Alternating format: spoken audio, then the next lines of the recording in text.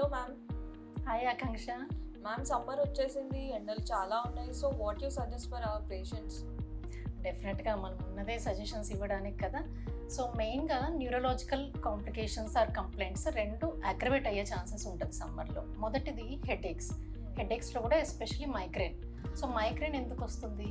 వాసో dilatation, రక్తనాళాలు కొంచెం ఉబ్బడం వల్ల దాని నుంచి ఇంక్రీజ్డ్ బ్లడ్ ఫ్లో అయ్యి మైగ్రేన్ అనేది వస్తుంది.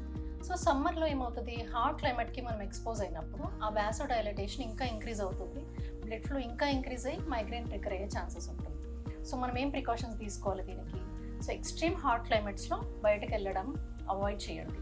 ఇఫ్ నాట్ పాసిబుల్, తప్పనిసరిగా బయటకు వెళ్ళేది ఉంటే కనుక you protect yourself with proper cotton clothes and umbrellas use చేయండి. అండ్ బయటకు వెళ్ళినప్పుడు గాగల్స్ పెట్టుకోండి. And frequent sips of water, hydration అవుతూ ఉండండి. అలా అని ఆ హైడ్రేషన్ కోసం కూల్ డ్రింక్స్ తీసుకోవడం, ఐస్ కోల్డ్ టీ తీసుకోవడం అట్లాంటివి మాత్రం చేయకండి. Water is the best hydration. And then coconut water, lemon water and buttermilk. So next complication ఏంటి? స్ట్రోక్ అంటే అందరికీ తెలిసిందేంటి, సమ్మర్లో వచ్చేది సన్ స్ట్రోక్ బారిన పడకుండా మనం తీసుకోవాల్సిన ప్రికాషన్స్ అన్నీ మనకు తెలిసినవి. దాంతోపాటు సన్ స్ట్రోకే కాకుండా బ్రెయిన్ స్ట్రోక్ కూడా వచ్చే ఛాన్సెస్ ఉంటుంది.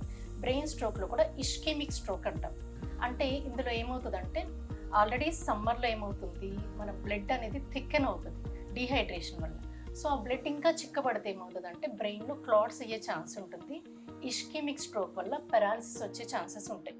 సో మీరు ప్రాపర్ ప్రొటెక్షన్ అండ్ కేర్ తీసుకోవడం వల్ల ఈ 2 కాంప్లికేషన్స్ అవాయిడ్ చేయొచ్చు. Thank you ma'am.